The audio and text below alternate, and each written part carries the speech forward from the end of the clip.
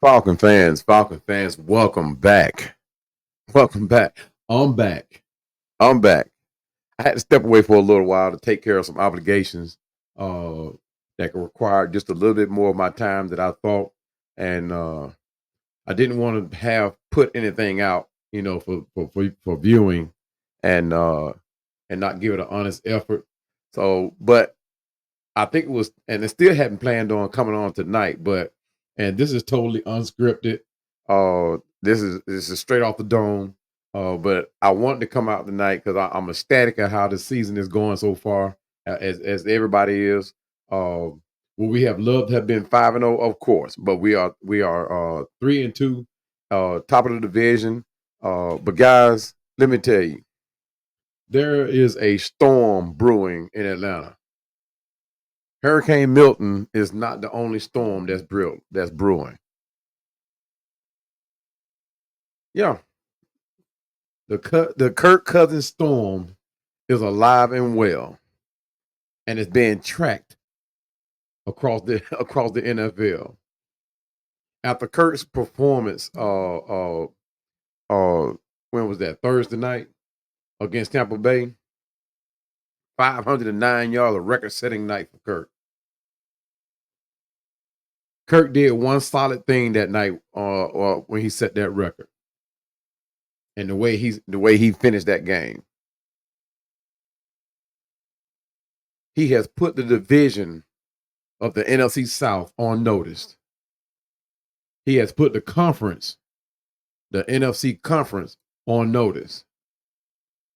And not only that, Kirk has put the entire NFL on notice and said, hey, the Falcons are here. We're coming. We are coming. I mean, everybody from the analysts to the commentators, everybody's riding the Atlanta Falcons money train right now. Everybody wants to talk about the Atlanta Falcons. Everybody. All reporters, all the news channels, all the sports channels, everybody wants to talk about the we're the hottest thing coming. We're not called Hot Atlanta for nothing. But I don't know why everybody's surprised. Why is everybody surprised at the fact that Kirk threw for 509 yards?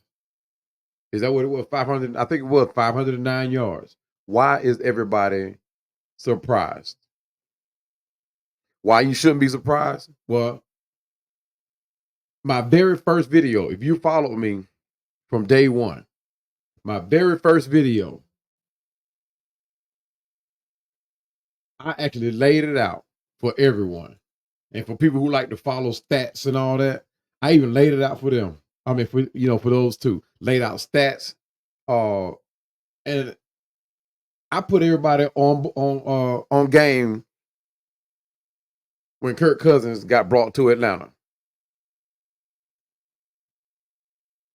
And I'm gonna show you. This is my page, so there's no copywriting in it. But if you look at this video right here, the one at the very bottom in the right hand corner,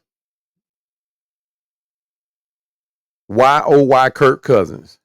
If you click on that video, guys, this is not just to lead you back to the video, but this is to tell you that how I laid this out for you guys as to what Kirk Cousins was going to do this season. Now, yes, I predicted that we were going to be 3-5 at this. 3-2 at this point. Didn't quite get there the way I said we were going to get there, but the record was going to be there 3-2 by the time this week came out. Everybody, if you go back and watch my season prediction video, I had us defeating the Steelers. I had us losing to the Eagles, had us losing to the Chiefs, had us winning against the Saints, and had us winning against Tampa Bay. And guys, don't be surprised if it's not going to be a surprise that we're going to be at the top of the division.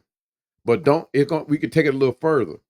Don't be surprised if we sweep the division. I don't think we've ever done that. And I don't think the Falcons have ever done that. If we have, somebody remind me. But I'm and I should have researched that uh, before I came on. But don't be surprised if we sweep this division this year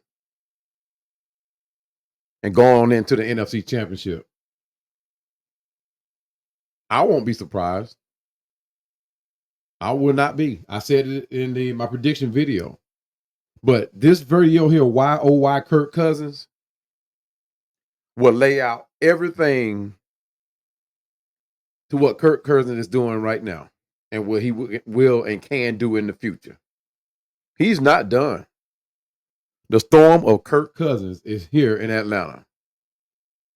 Now, Hurricane Milton is doing his thing down there in Florida, and I hope everybody come out all right. My family's down there. I called and checked up on a couple of them today, but they're doing fine. But here in Atlanta, and Hurricane Milton probably won't get up this far. We'll probably feel the breeze of it, but we won't get the storm. But Hurricane Milton isn't the only storm brewing. The hurricane of Kirk Cousins is alive and well in Atlanta, in the NFL. But guys, don't forget, go watch that video and then come back in my comment section and tell me what you think. Hit me up in the DMs, let me know what you think. But go watch that video, give it a thumbs up, hit that like button, share it with everybody you know. And I'm telling you, it was laid out in that video. And this is not just to get you to come in and like my channel and all that, but it's just to get that video out there and tell you guys, this is what I predicted is happening today, to this date, verbatim. But go back and go check it out. Check it out. I think you'll enjoy it. But guys, after that game against Tampa Bay, I think what Cousins completed 42 of 58 passes for 509 yards, 4 touchdowns, 1 interceptions. 36-30, overtime win over Buccaneers on Thursday. He was in rare form. They are lucky that game didn't go much further than it did. Kirk, and when Kirk got that 351 yards, I was sitting back and I was saying, hey, well, at least he'll get 400 yards tonight. And lo and behold, look what Kirk did. 500 yards, man. 500 yards. I was not surprised. But at the same time, I was like, wow. Wow. And all I could do was think about my very first video, y'all. That's all I could think about. Darnell Mooney was in rare form for him. Drake London did his job for him. The only person I wanted to see do more was Kyle Pitts. He did a little something, but I wanted him to be in rare form that night along with Kirk Cousins. Because I'm not going to talk too much about Kyle Pitts because he's my next player of the week. And I got that video coming up next too. And be sure to watch that video. It's coming up right after this one on Kyle Pitts. He's my player to highlight of the week. And I wanted him to be in rare form tonight. I was hoping that he'd be that guy that torches Tampa Bay. And we finally get together and say, okay, Kyle Pitts is that unicorn that we all thought he was going to be or think that he can be. But y'all go check out my next video. It's coming up after this one. And check it out. But that throw from Kirk Cousins to Kadero Hodge. I told you guys about Kadero Hodge too. A lot of people were wondering, like, when we were, I think it was doing that 53-man prediction, a reaction, my reaction video to the 53-man roster. A lot of people were questioning why we kept Kadero Hodge. Guys, it was no secret why we kept Kadero Hodge. Kadero Hodge is a third down receiver. He's a prolific third down receiver. And he's even more prolific on special teams. You always got to have that one special teams guy that gets the job done, get down the field, not afraid to lay the wood, and get down there. I mean, get down there fast and get the job done. And that guy is Kadero Hodge. He puts his body on the line for the Falcons. And then what's a bonus is he creates plays like that touchdown against Tampa Bay to put that nail in their coffin. Kadero Hodge is not a bad receiver. It's just like Kyle Pitts. We haven't used him right. I remember, I think it was 2000, what was it, 17, 18, where Kadero Hodge was the go-to, well, one of the go-to guys when Julio was hurt. I forgot what was the scene around that, but Kadero Hodge was a valuable player at that time. And he still is today. Whether he's leading the special teams or coming in making plays on third down, Kadero Hodge is that guy. So there you have it. I mean, what I'm waiting on to see is, and to hear, Kirk Cousins to Casey Washington. I'm ready to see that. I'm ready to hear that. I know that Atlanta is I don't know what they're doing. I don't know if they're playing that wait and see thing, or they hiding all the weapons or what. But it seems like we are making all the right smart moves. I mean, yeah, we snuck out of Philly with the win. We capitalized on the mistake, but hey, that's football. That's in everyday football. You make a mistake, it's up to the team to capitalize on it, and we did that. We did the same thing over in with the Saints. They made a mistake, we capitalized on it. Hey, it is what it is. But guys, I mean, the storm of Kirk Cousins, I can't reiterate it enough. He's not done. He's not done. I wouldn't be a bit surprised if coming into this Carolina game, if Kirk Cousins have back-to-back 500 games. It probably won't happen, but I'm going to say I won't be surprised if he does. I hope he has a field day. I hope Kyle Pitts finally comes in and show his own. I mean, I'm hoping that Zach Robinson see that when we share that ball, spread it around, the Falcons win, right? I mean, it happens all the time. Even when Matt Ryan was here, we share the wealth and get everybody eating. We win, and win in good fashion. You know, people were worried about Younghoe Koo, the leg of Younghoe. Now he did miss a field goal that everybody was like, "Wait a minute now, how you gonna nail a 60-yarder and then come miss?" Yeah, exactly. But he's fine, y'all. He's fine. Younghoe Koo has ice in his veins, just like Matt Ryan used to have ice in his arm. So yeah, we fine with the kicking game, y'all. He good. He good. He was kind of suspect during the preseason, but Younghoe Koo was doing the drummer game. So, but anyway, what led us to the good win against the Saints and against Tampa Bay, guys, and they finally got it. Play action, play action, play action. And what sold it? The run game. Now, Tampa Bay kind of had Tyler Algier's number on a few plays.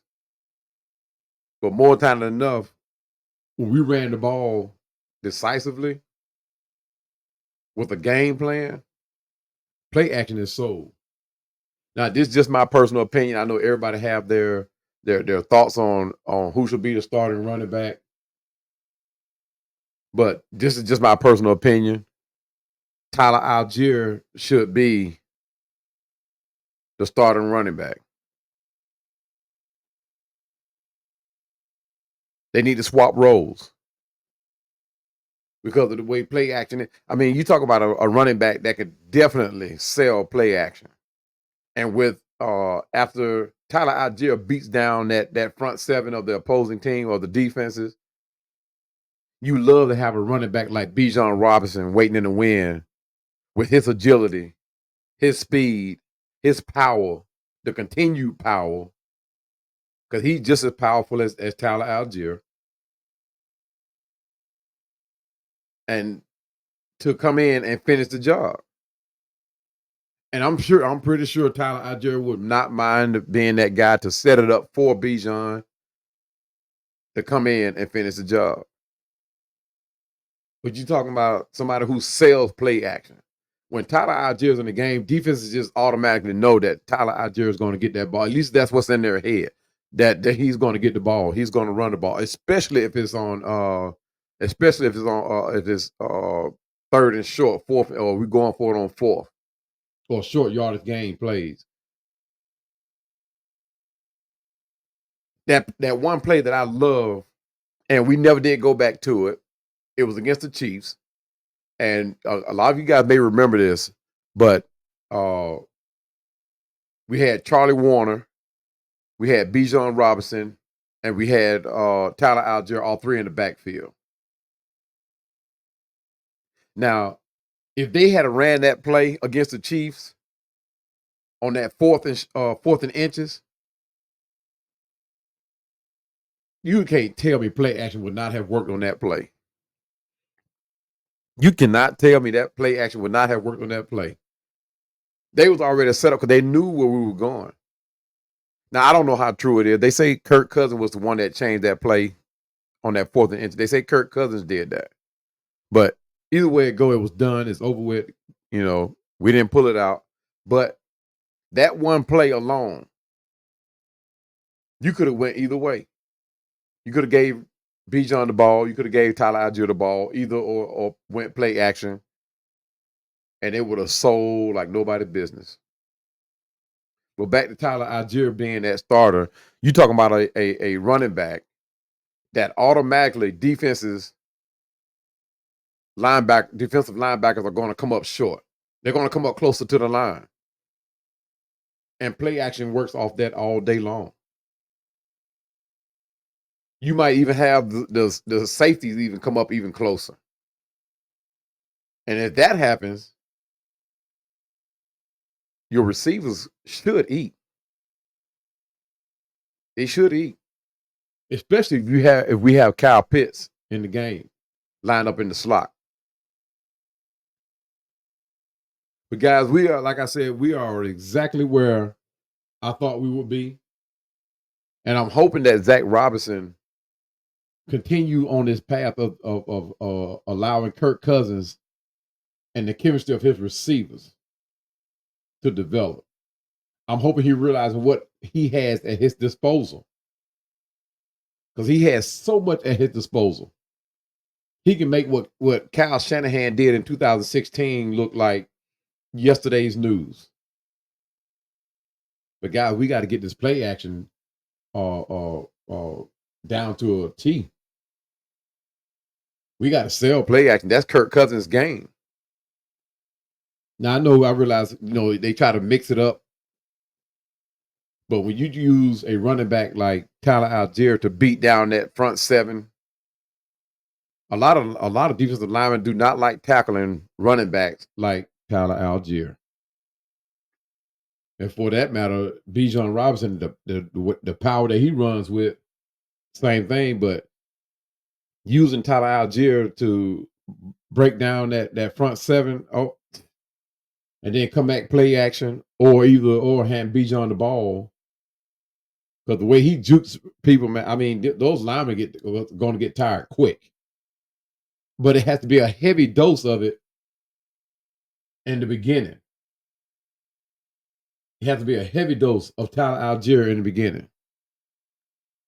You have to sell Algier. We have to sell that. If we're going to become that run first offense, Tyler Algier needs to be that front runner. He needs to be that starting running back. Everybody likes the new good thing, and Bijan Robinson is that new good thing. But when you're trying to run an offense like similar to the one that we have now, we need to run with that bigger back that we've been so successful with. From Michael Turner to Devontae Freeman, we have the exceptions like Warwick Dunn, and Coleman complimented Devontae Freeman the same way Bijan Robinson should compliment Tyler Algier. We've always been successful with the big back. Always. From Gerald Riggs to William Andrews to Michael Turner. Like I said, Devontae Freeman. When we had those big backs running, those seasons were successful. Our run games were successful. Regardless of what the offensive line was built like or what was going through, that run game with that big back was successful. And that's not taking nothing, absolutely nothing away from Bijan Robinson. I love Bijan Robinson. But I like that big back. And that's the reason why William Andrews was able to come in and we drafted him as a fullback. A lot of people don't know that, but he was drafted as a fullback and ended up being the full-time running back. He took his position. Because he did nothing but just straight up just run people over. Guys, you guys have to go watch highlights of William Andrews. You talking about something that get you hyped, get you crunk about the Falcons run game. Watching William Andrews run. People think that Earl Campbell was fun to watch. William Andrews was an absolute pleasure to watch, guys. And I used to watch him in person. He was an absolute man. He was a beast, to say the least. But this is what we got in Tyler Algier, guys. This is what we got. But we have to use him like that. We have to let Tyler Algier know, hey, man, we want you to beat down that front seven. And our schedule coming up, just because it's easy or supposed to be easy, does not equate to wins. Yes, the team overall may be easier, but the defenses are somewhat competitive. They get after it. Yes, we faced the Steelers, who was probably, I think, a top 5 defense. The Chiefs, top 10 defense. Tampa Bay had somewhat of a strong defense. Philly, definitely a top 10. But it does not get any easier, guys. These teams that we got coming up are not going to just lay down for us. They're going to use the inspiration that they've been labeled as the easier part of the Falcons season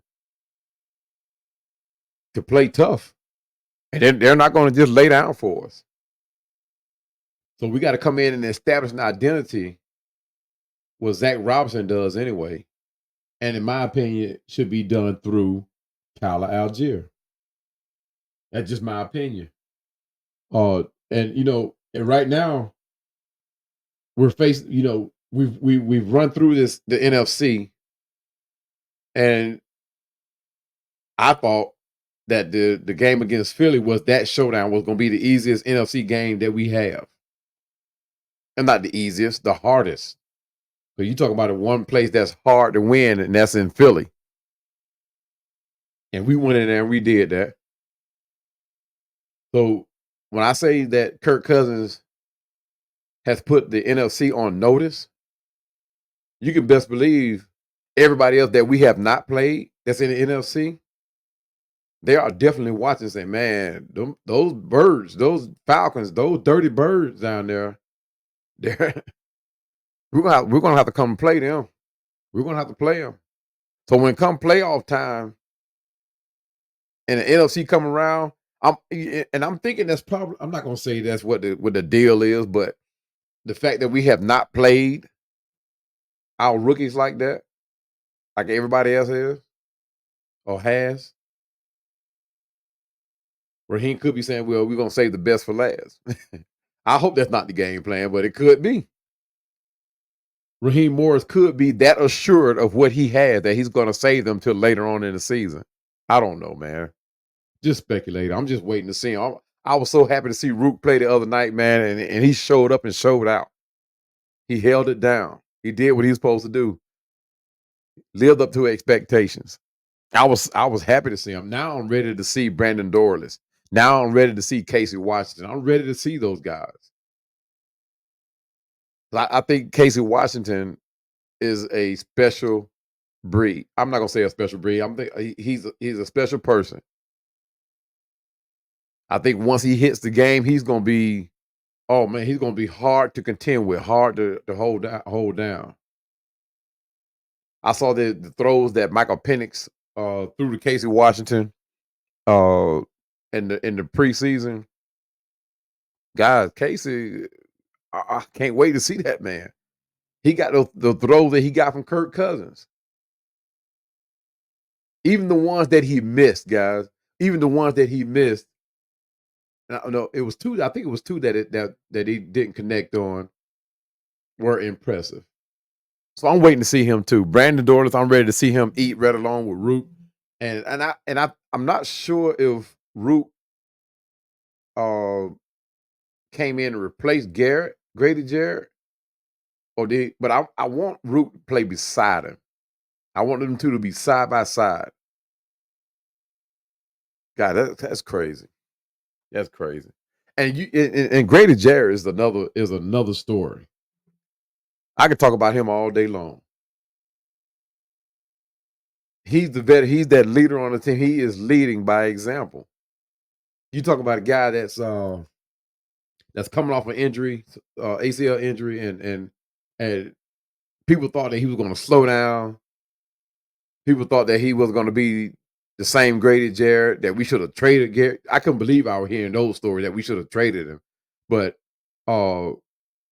this man is coming back into his own. I thought actually when the season came up, I thought he was going to take that brace off and because he was having all kind of trouble with that brace. He kept messing with it during the preseason. I thought he was going to throw it once the season started, but he kept that thing on, and he's leading this defense. I mean, every game is he does something to show, hey, and they are still double teaming him. They are still double teaming him, but he does something to show, I'm still here. I'm still coming at your quarterback.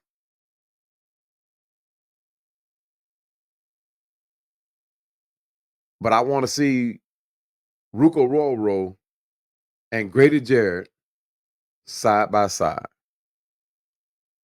I mean, I love Taquan Graham. Don't get me wrong, but I want to see those two side by side. Oh man, I don't know, guy. But coming into this game against Carolina, and like I said, Kyle Pitts is my next player of the week. I'm not gonna talk, like I said, I'm not gonna talk a whole lot about him, but he needs to come out this game. This is by far, and like I said earlier, all teams are going to step up because they have been labeled an easier part of the schedule for on either part of the Falcons schedule, and they're going to step up to play. But this is by far probably going to be the easiest game. Should be the easiest game for Atlanta. And Cal Pitts, if he does not eat this game, if Cal Pitts does not eat this game, if he does not show up, show out, and show what he's capable of, I'm just gonna go out there and say it. We need to find something else to do with Kyle Pitts. But this needs to be the game that he needs to have numbers He needs to have fun. He needs to show up and show out. He needs to take advantage. And even in when they interviewed Kirk Cousins and they asked about what's not been happening with Kyle Pitts, Kirk Cousins, all he could say was, "Well, we should be able to." Zach Robinson said the same thing. Well, we should, but circumstances during the game doesn't allow us, guys. No, there are no excuses. Kyle Pitts needs to show up, show out this game. He needs to have fun this game. He needs to have numbers this game. He needs to show why we still have him on this team as a tight end that can't block. He needs to show it. If he can't do that during this game, game against Carolina, we need to find something else to do with him. We picked up that 5th-year option on him. We got him some more money. I mean, if this is not his breakout game, I don't know, guys. That's just my personal opinion. That's why I'm just a fan. I don't make decisions, but hey, Kyle Pitts needs to show out against Carolina. I don't know, not a defender on Carolina's team that could possibly stay and defend Kyle Pitts. So he needs to do what he's supposed to do. He needs to do what he's supposed to do. Now let's talk defense. Let's talk defense. Defensive must.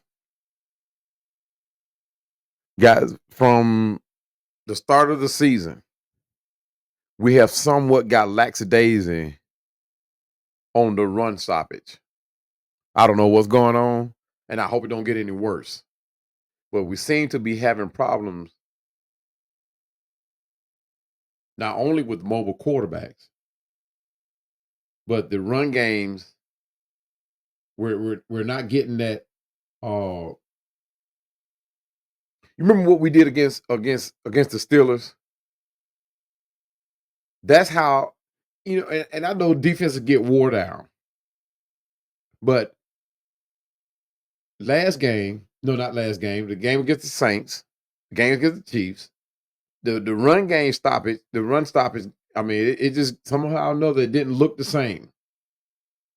And we don't have anybody banged up except Nate Landman. So I know he's not going to be the catalyst behind what our entire defense is doing.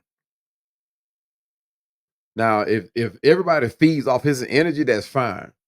But if he goes down, Nate Landman goes out like he is, and I'm so glad he's happy. I'm so happy that he's back. I mean, I'm so happy that he's got cleared to come back and will be playing this Sunday. I mean, I can't stand it. I'm glad. I'm just saying, I'm glad he's back.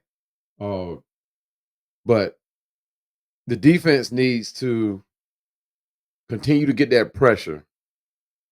Even though Dalton is one of those quarterbacks you just can't just not put pressure on. If you don't get pressure on him, he's going to hurt you. He's going to hurt you. We got to get pressure on Dalton, and the run game. Like I said, I don't know what we need to do to fix. It does not need to get any worse. It does not need to get any worse. This is week 6? We need to come out of this one with a win. The last team in the division that we're facing, and we need to win this one. We could ill afford to have Carolina come out with a win in this game. If Carolina come out with a win in this game, we lose all respect. We lose all respect from the league and all the respect that we've built up. I'm gonna jump ship off of Kyle Pitts because, like I said, I have his that Player of the Week segment is up. He is my Player of the Week, so I'll elaborate more on him in that video. Who I want to jump to now is Drake London. Now, although Drake London has he has numbers, it's how he got the numbers. He's had a lot of safe catches, right? You know, between 5 to 8 yards. He has a lot of those. But Drake is our supposed to be number one, right? That's not where I want Drake London. That's the routes that he's been running lately and accumulating all these yards. And I get it. I mean, every pass can't be 10, 15, 20 yards down the field. But if he's our number one, I want players like Darnell Mooney, Ray McLeod, Cordero Hodge, Kyle Pitts. I want them operating around in that area where linebackers are. I want them operating in that area. See the routes that Drake London has been running lately, where he's been cutting across the middle. He's a tough guy. I give you that. But we don't want him to end up doing what Julio did at a point where we most needed him. And that's got hurt coming across that middle. That's one of those areas where linebackers, safeties, some corners, they love to see that play coming out of the slot. They love to see that receiver coming out of the slot, coming across that middle like that. And that's not really, I don't fear for Drake London getting hurt, but at the same time, the chances. So I'm starting to wonder now, since if Darnell Mooney is eating the way he does, I mean, he is eating every game. Every game this season, he has been eating. Who's the real number one? You see, when the quarterback, not just Kirk Cousins, when the quarterback drops back in his drop step and he goes through his progression, normally he wants to find his number one first. Normally, unless there's a design play, but normally that quarterback is going to look for his number one first. And so far this season, it seems like it's been Darnell Mooney. It seems like he's the first one to get open faster. He's very sure-handed. I think he dropped a big one last game, guys. But hey, but still, so far this season, it seems like he's been the number one receiver. He's been acting number one. So is he the number one, or is Drake London the number one receiver? And that's not a rhetorical question, guy. That's just one of the things that get you thinking, because it seems like Darnell Mooney is operating as that number one receiver because he's getting open faster, or he's performing on the stage that I thought that Drake London would be on. I don't know, guys. Let me know what you think. Let me know what you think. I'm not taking nothing away from Drake London. I'm happy. He's here. I love him here. He's a great receiver, fantastic receiver. But I want him to and Julio is a special specimen, guys. I'm not trying to put Drake London and Julio Jones against each other. But when I'm thinking number one, I'm thinking that guy that I can say I mean, Julio, Tyreek Hill, Pickens. When I think number one, I'm thinking of those guys. The guys that I know that if I need a play, they got me. Look, guys, like I said, this is unscripted off the dome. So, but that's just my thought on Drake London. I think I'm just wanting more from him, and and I have never played receiver. I'm not that guy. Although I have played football, I am not a receiver. I'm that guy. All I want to do was hit somebody. That's it. So I can't come in like, but I guess the expectation for Drake London is the same as the expectations for me for Kyle Pitts, as both of them should be eating like tremendously this year. Both of them. And I don't know if that is attributed to the fact that they haven't established that chemistry between with Cousins, or somebody's not quite getting open fast enough, or somebody's not running the right tree, or route, or what. But I was just hoping that this year Kyle Pitts and Drake London will be battling for who's going to get to the 1,000 yards faster, the fastest. But right now it seems like it's going to be Darnell Mooney. I mean, I don't care who gets it. I mean, the fact that we almost had 3 receivers uh hit 1,000 yards, 100 yards last game. Guys, what that telling you? What is that telling you? That's telling you that Kirk Cousins storm, Kirk need to find his receivers and find them far faster than he has been. Because a couple of these sacks has been on Kirk Cousins, even though our offensive line is beat up and has allowed some pressures. A couple of these sacks are on Kirk Cousins. He needs to. I mean, I realize he can't take off and run like he used to be able to, especially with that injury. But he at least need to come out of the pocket or outside of the tackle and get rid of the ball. Now, granted, he think he may have the ability to get those lost yardage back from a sack, but it shouldn't be. Shouldn't be. But guys, it was one heck of a win, guys. One heck of a win Monday night. A heck of a win Sunday night. A heck of a win Thursday night.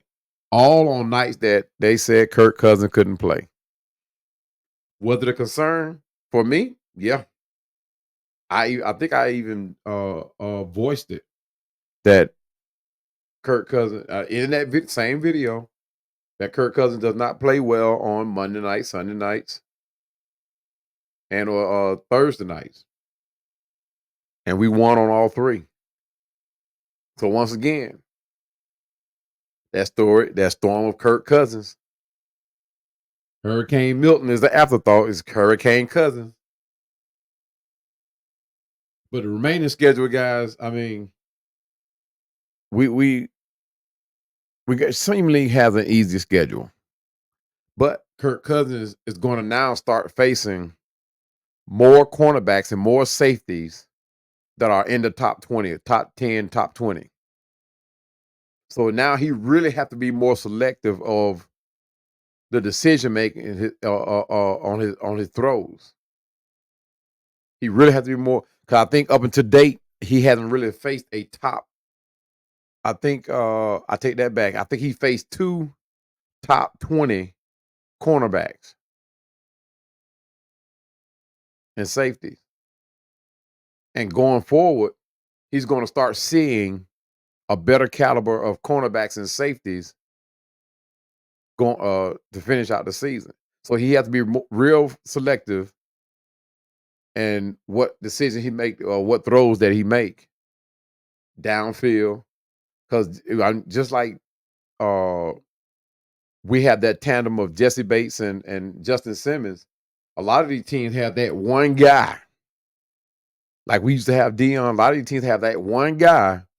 If you hang that ball up just a little bit too long, that one guy is going to come get it. So these little short 5, 8, 10, 12-yard throws.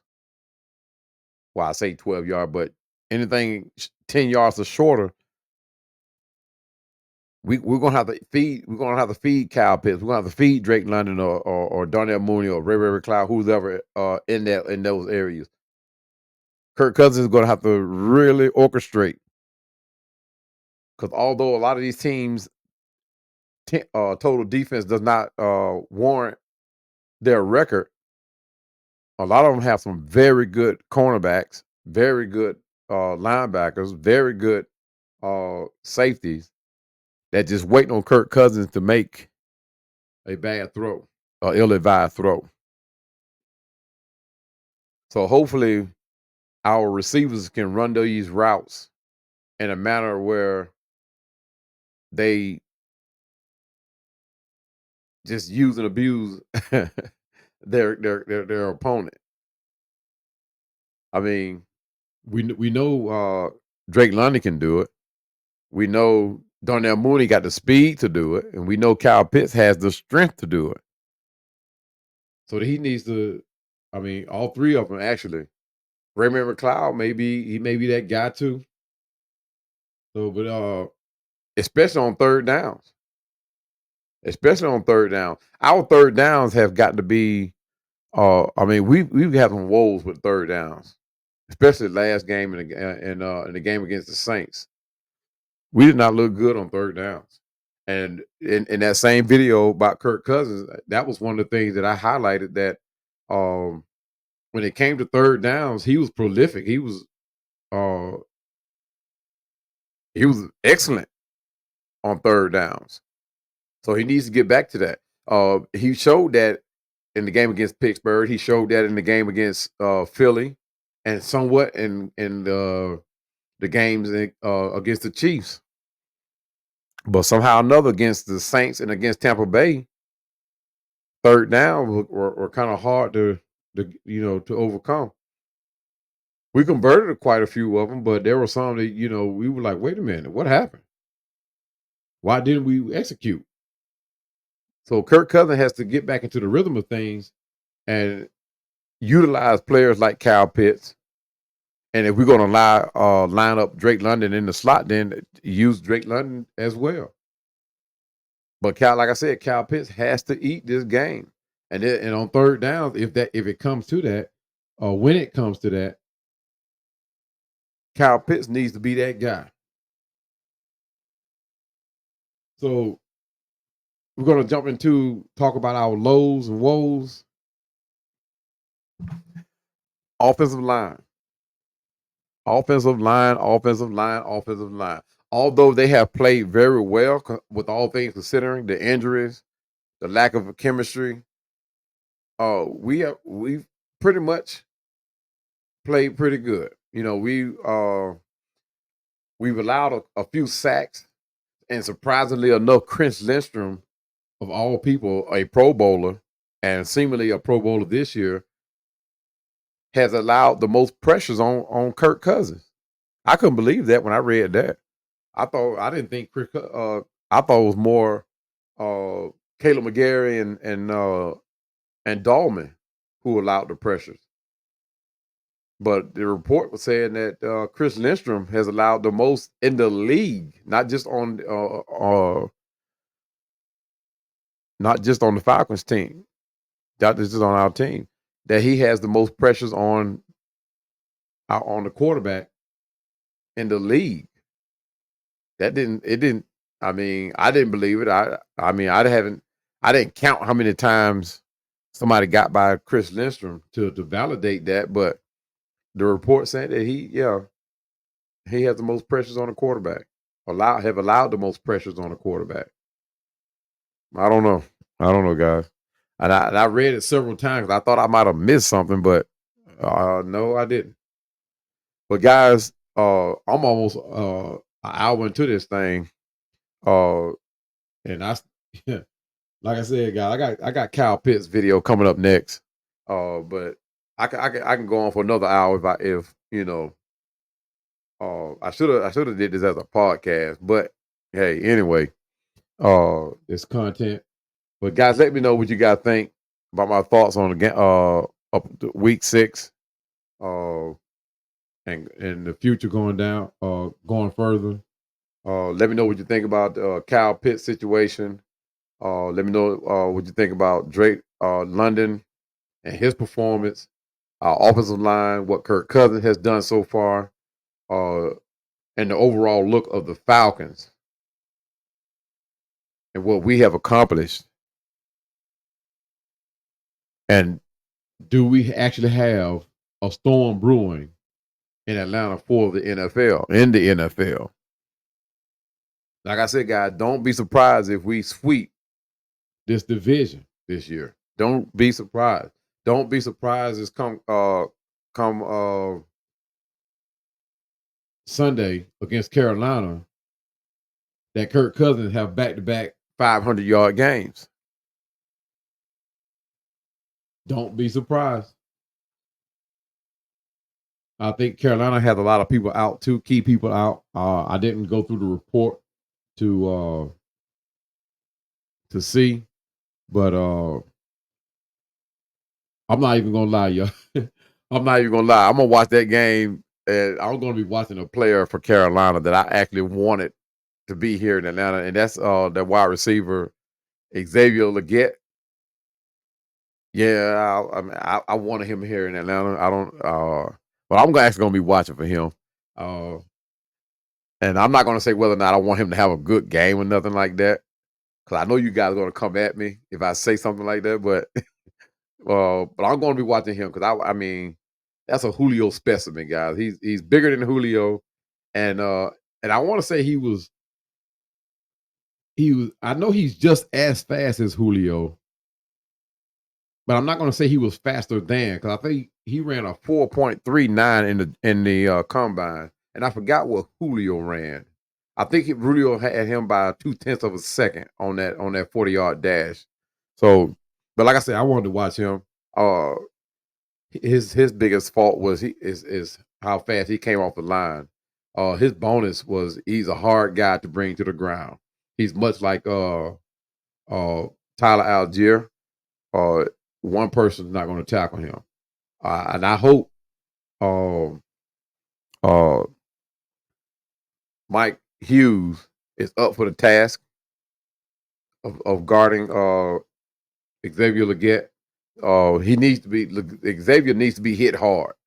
And I think Michael Hughes can do that. And that's another thing. I didn't talk about the play of Mike Hughes so far this season.